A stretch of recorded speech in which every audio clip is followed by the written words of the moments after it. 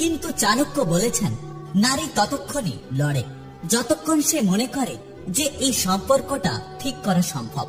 ততদিন সে সম্পর্কটাকে বাঁচিয়ে রাখার চেষ্টা করে। তার মানে স্ত্রীর রাগের আসল কারণ সে সম্পর্কটা ঠিক করার চেষ্টা করছে। 4, স্ত্রীর রাগ সামলাতে গেলে পুরুষের চাই ধৈর্য। চাণক্য বলেছেন, স্ত্রীর রাগ দেখে পালিয়ে যেও না, তাকে ভালোবাসায় ভরিয়ে দাও। তুমি যদি স্ত্রীর রাগের জবাবে রাগ দেখাও তবে আগুনে ঘি পড়বে, কিন্তু তুমি যদি শান্ত থাকো, তাকে একটু বোঝার চেষ্টা করো, তাহলে রাগে লুকিয়ে থাকা ভালোবাসাটাই সামনে আসবে। চাণক্য বলেছেন, যে পুরুষ স্ত্রীর চোখে জল আর রাগের মানে বোঝে না, সে কখনো সংসারে রাজা হতে পারে না।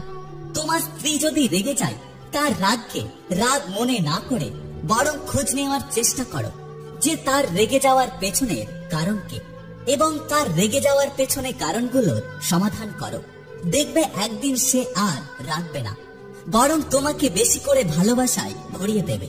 তুমি যদি তাকে ভালোবাসো তবে রাগের মধ্যেও তাকে জড়িয়ে ধরো, কখনো হার মেনো না।